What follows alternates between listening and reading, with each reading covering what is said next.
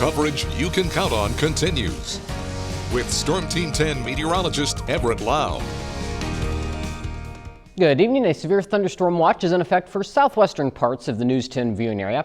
It includes all of these counties you see shaded in pink, roughly along the south of Interstate 70, but not quite so many of our Indiana counties. This is in effect until 10 o'clock Eastern time, though I don't know that it's going to last all that much longer, as I think those storms will move through before that time. But as we look at the Storm Team 10 storm tracker right now, many of us still quiet. A lot of sunshine out there, still hot, but down to the southwest is where we're tracking some of that stormy weather, and that's where the greatest threat for severe weather is going to stay, down in the southwest part of the viewing area.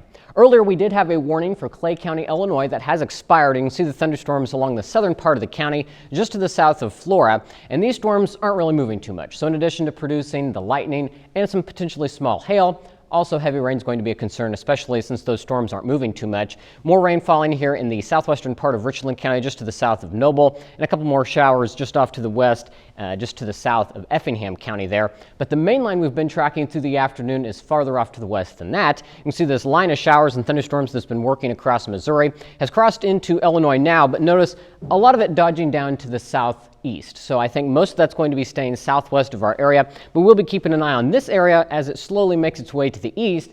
What's kind of preventing it from making it any farther to the north is there's a cold front across the region, and that's going to eventually usher in some cooler air, and it's going to try to keep those showers and storms to the south.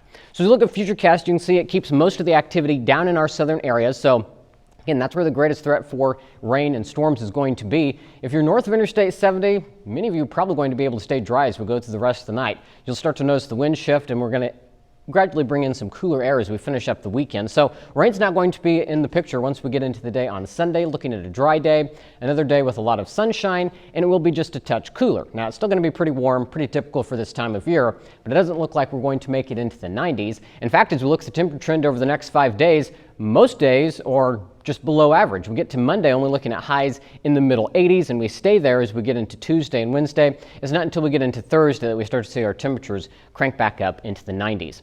Right now, many spots in the 80s, but down to the south, we're still in the 90s where that front hasn't gone through yet. 90 in Newton, 94 in Vincennes, 93 in Washington, and 91 in Sullivan, 88 here in Terre Haute, Rockville, Paris, and in Casey. But you factor in the humidity, feeling much more uncomfortable out there. Triple-digit heat index values for Vincennes, Washington, Lagodi, and Rockville. Feels like 97 here in Terre Haute and 94 in Robinson. So relief from the heat is on the way. We just got to get through this evening.